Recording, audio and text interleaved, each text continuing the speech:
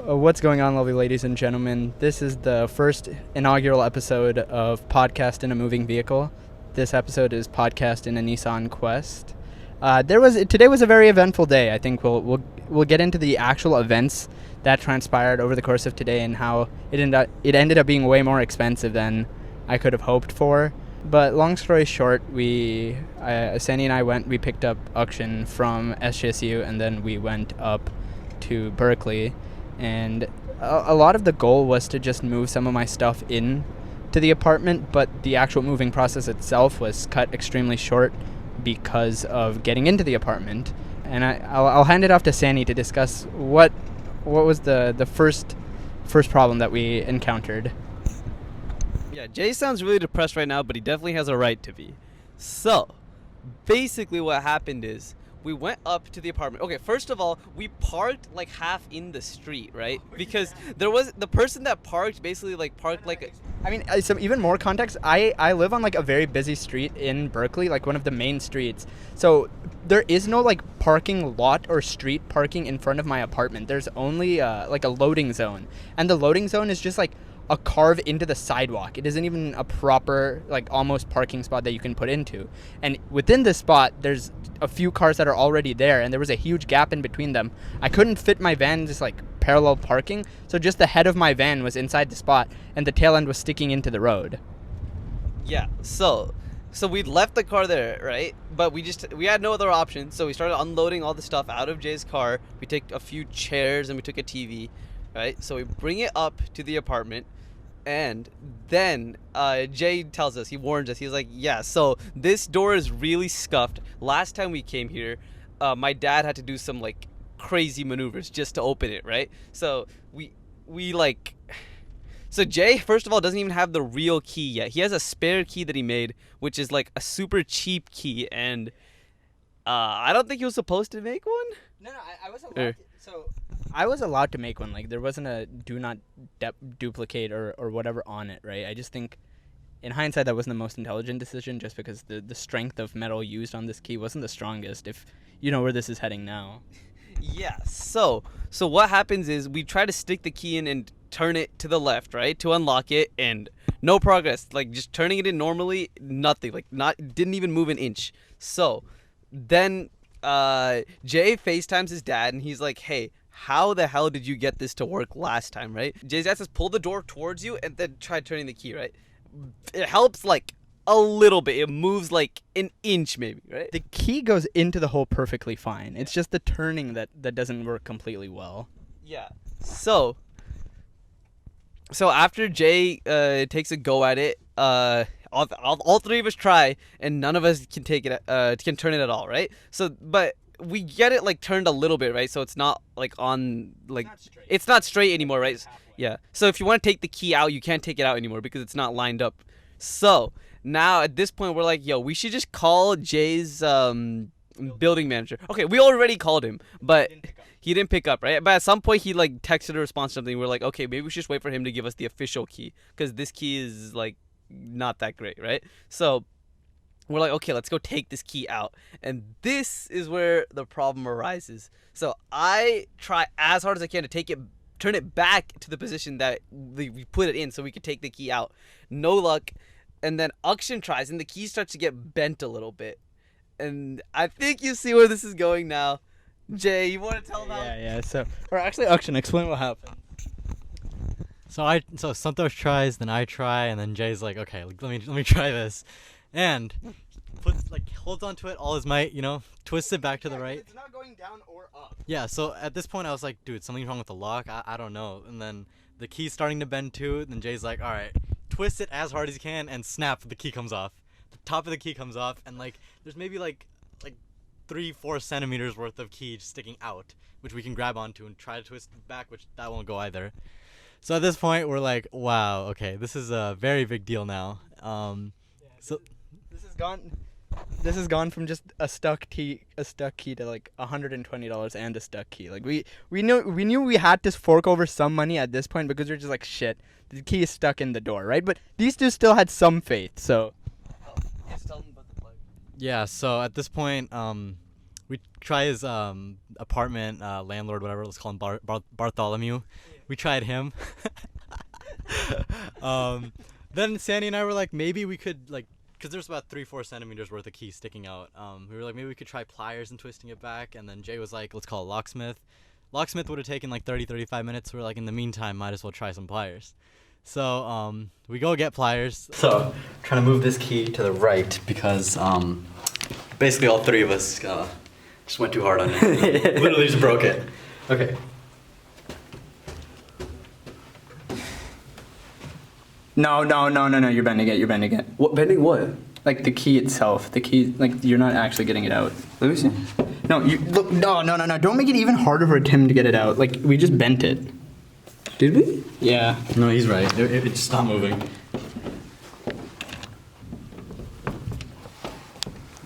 Oh, we're just spinning this thing. No, we're not bending anything. No, We're we not- are bending. Take it back out first. You are bending this. Like that's actually bending. He's right. I don't think the physical key is bending It at all. is, I think it we're is. just spinning the thing around in the thing. No, it's actually bending. And in the meantime, Bartholomew sends like these two random like just maintenance dudes at the apartment, and we're like, okay, like we might not need the locksmith. Like they know what they're doing. The cavalry has arrived. They come and they screw it up even worse. The 3 and 4 centimeters worth of key that we had was like, it just turned into like 1, if at that. Even one, like half, or it's basically gone. Like basically nothing is sticking out. Yeah, it's basically the entire key is just flushed in the lock. Yeah, and we'd already tried our plier thing, and they just brought out even bigger pliers and just completely ruined everything at that point. And at that point, we had to call 2 different locksmiths. One dude was just completely sus. Like I was sus with this dude from the beginning. Like he said he would start in 30 minutes, and then an hour later he calls us and he's like, okay, so what's the address again? And he's like, should I start now? And then we were like trying to get the price out of him, and he's like, nah, I'll come take a look and then tell you the price. It's just nothing was right about it. Yeah. Okay. So he said that he would be there in 30 minutes, right?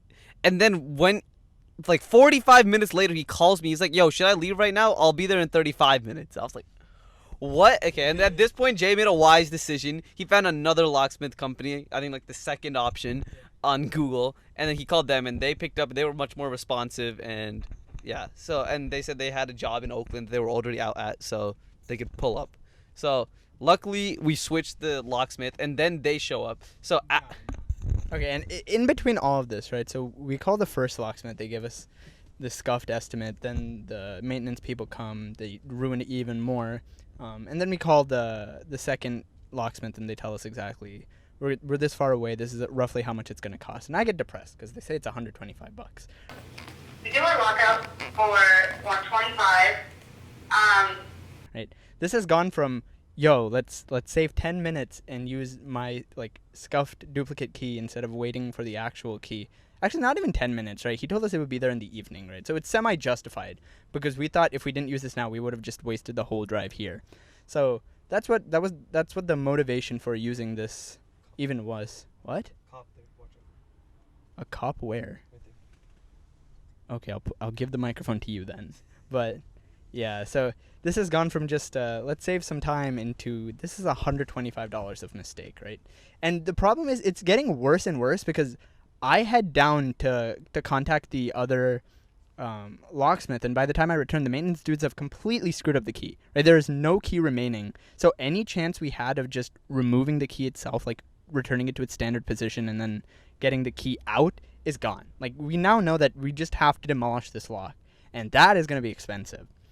So we realized that the proper locksmiths are going to be 30 minutes away, so we just have to go get lunch. And we go downstairs, and I live on top of a few restaurants, and Sandy gets one restaurant, Akshan gets another restaurant, but I'm just too depressed to eat, right? I've spent $125 on a lock, right? And this is what a way to get back adjusted to the city of Berkeley, right? Just $120 down the drain because I was too stupid to wait for the actual key. So we have lunch. We come back up. Actually, no, we don't come back up. We meet the locksmiths at the bottom. They bring their tools or whatever, and then we move up. So basically, on the way up, there's a woman and a man, right? So yeah, locksmiths, right? There's two people that came, And the woman on the way up points out, she's like, yeah, none of these doors are up to the fire code. And like she said, also Jay's the elevator. Okay, I could have told you the elevator wasn't up to code. Okay, anyone could tell you that, but but also when we get to Jay's door, she points out that the doorknob is too low, and that's not like ADA compliant, which is basically like for this disability, like to make things accessible for disabled people, right? They should be at like a certain like specified height, and the doorknob was like super low. You would have to crouch to access the door. Like no standard height person could reach that without like screwing up their back. Yeah. It was completely messed up, right? So that was just like a nice cherry on top of the pie, right? But so first he tries putting the lock pick into the like lock and try to get the like missing the extended part of the key out, and he spends maybe like 10 to 15 minutes doing that. But like even when he started, he was like, yeah, this is probably not gonna work, we're probably gonna have to drill through the lock. And so he tries to put the lock pick in, no luck at all. And he was like, yeah, okay, I need to go back down and get my drill. And then he goes down, he gets the drill, keep in mind, even when he said that he needed to go get the drill, he was like, yeah, this is still gonna be a difficult job. He said that. And then so he goes down, he comes back up, and then he starts drilling, and then I think he hits like a he just can't get through. Yeah, he couldn't get through. I don't Akshan, you want to talk about that? He just said he couldn't get through, right? And he had to drill in like 3 separate areas. So he essentially had to drill like in a triangle around the main lock, and that caused like the structure of the lock to fall out. Yeah, the main cylinder. I don't know if Jay got that on video, but it was super dramatic. He just drilled the final hole, pulled it out, and the entire like circular lock, it's like a 3 or 4 pound lock, just fell out and fell on the floor. And We'll insert the clip here. Yeah, Jay will maybe do that. Whatever videos I have, I'll clip here, because I was way too depressed in the moment to properly film anything. Because again, keep in mind, this is $120 of my money just going down the drain because I snapped a key inside of it, right? But yeah, it was a very dramatic moment. He opened it, and then we finally got in, and then then we just had to do the standard moving routine. After we got into the apartment, I had to pay the $125. But she was super helpful. She told me that there's probably a way that the building can reimburse me and give me some sort of money. Yeah, I doubt that, because his manager's not exactly a helpful person. Kind of a dickhead. I don't know if I have to censor that. Yeah, I mean, yeah, to put it kindly, I don't think the priority of most landlords or building managers in Berkeley is, I guess, like the well-being of the tenants. Yeah, it's kind of just a cash grab at the end of the day. So them having to reimburse me money for having a shitty lock is like something they just don't want to do. I mean, I'll definitely go through the effort, because he was fairly responsive when I told him like this is what happened. The locksmith told me that there's a chance that I can get some of it reimbursed. But I don't understand like how the actual specifics of this would work out, or if I would get any money back. But the thing is, now we don't have a deadbolt on our apartment, right? There's just a hole where the deadbolt used to be. Granted, the standard door handle still is there, and we can lock and unlock that. So it's not like we're unsafe at all. It's just that if you wanted to throw like a stink bomb into my apartment that's about the size of a quarter, you could do that, because the quarter would fit through the hole where the actual deadbolt used to be. But what did we do after that?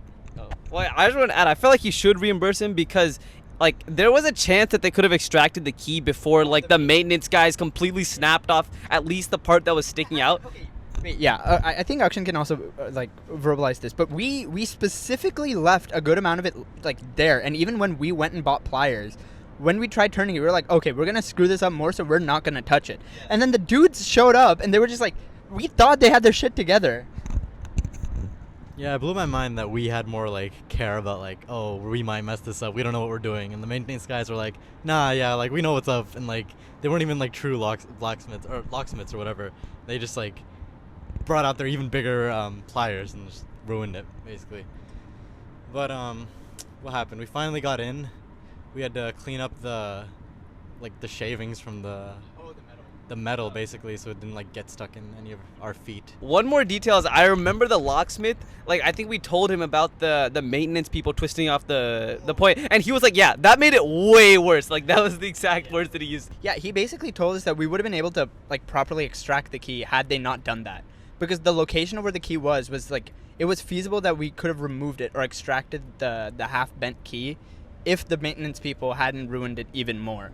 So I guess that's like a very strong point as to why I think I should be reimbursed, at least to some degree, because the maintenance people that he sent, that did not communicate in English at all, gave us the impression that they could remove the key completely fine. But yeah, we ended up finally being able to get into the apartment, and I guess that is the end of that story. But it's still bizarre that I had to spend $125. I guess in the larger scheme of things, or I guess like what my mom would say and what like Akshan said is like, this is why you make money, right? Like when you have stupid situations that come up, this $125 isn't gonna ruin my financial life. But it's still like, if I put this $125 in a Roth IRA, threw it in like the market, I don't know, in 40 years it could be like $1,500. And what if I need to buy a yacht and I'm short $1,500? Right? Like this is gonna bite me in the ass one day, dude. I'm guaranteed. I know it will. But thank you for listening to this 15-minute story of a podcast in a Nissan. Goodbye.